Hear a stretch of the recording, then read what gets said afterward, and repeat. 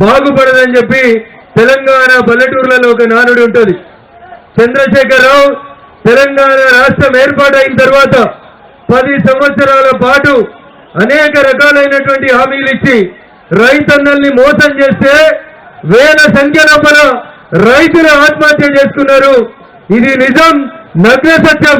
కానీ ఏ రోజు కూడా చనిపోయిన ఏ రైతు కుటుంబాన్ని పరామర్శించినటువంటి టీఆర్ఎస్ ఎలియాస్ బీఆర్ఎస్ పార్టీ నాయకులు నిన్నయాల సన్నాయి నొక్కులు నొక్కుతూ ఊర్లో పట్టి తిరుగుతా ఉన్నారు.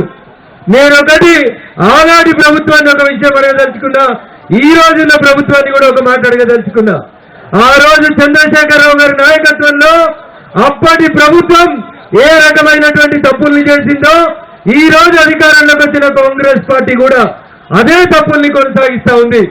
ఉదాహరణకి రైతు ఏ పంట వేయాలి, రైతు భూమిలో ఏ సారవంతమైనటువంటి నేల ఉంది అనేది చూడడానికి భారత ప్రభుత్వం నరేంద్ర మోడీ గారి నాయకత్వంలో భూసార పరీక్షలు చేయాలని తెలంగాణ రాష్ట్రాన్ని ఎంపిక చేసి సుమారు 1200 కోట్ల రూపాయల్ని భూసార పరీక్షల కోసం ఇస్తే 10 ఏళ్ల అధికారంలో ఉన్నటువంటి చంద్రశేఖరరావు ప్రభుత్వం ఈ రోజు దాకా ఒక్క జిల్లాలో కూడా రైతన్నలకి భూసార పరీక్షలు చేసి సాయిల్ హెల్త్ కార్డు ఇవ్వనటువంటి దుర్మార్గమైనటువంటి ప్రభుత్వం నాటి చంద్రశేఖరరావు గారి ప్రభుత్వం అయితే అధికారంలోకి వచ్చిన 10 నెలలలో ఇప్పుడు వీళ్ళు పైలట్ ప్రాజెక్ట్ అని జిల్లాకు ఒక మండలాన్ని ఎంపిక చేసి ఇంకా మీనమేషాలు లెక్క పెడుతున్నారు తప్ప రైతులకి తన భూమిలో ఏ పంట వేస్తే ఎంత సారవంతమైనటువంటి నేల ఉంది, ఎంత దిగుబడి వస్తుంది,